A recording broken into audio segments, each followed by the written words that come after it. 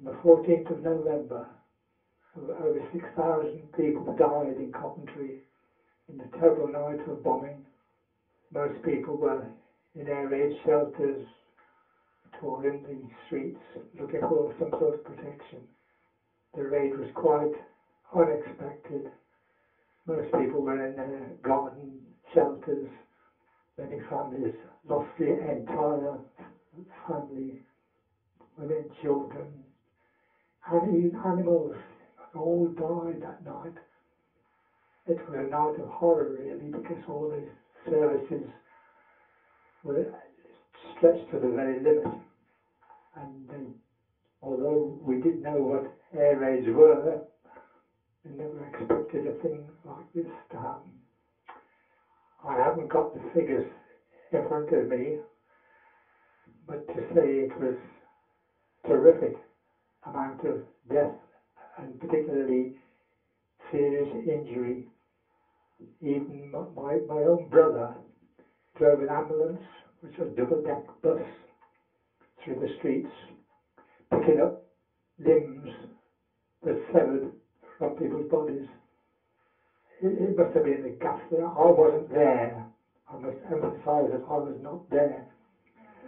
But I was there a couple of days afterwards, and the stench of death and injury was all around. It was dreadful. I think the memory is important because people tend to forget too easily as time goes by. The fact that this was 1940, it's now 2008, it's a long time. But I noticed at a parade the other day in London, there were just 3 people who remembered the Blitz, as they called it. You know, just 3 people left. So obviously, soon the whole surviving population, if you like to call it, will cease to exist.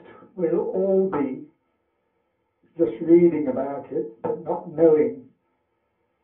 So I think it's very important to document from people who actually were in the city on that particular night raid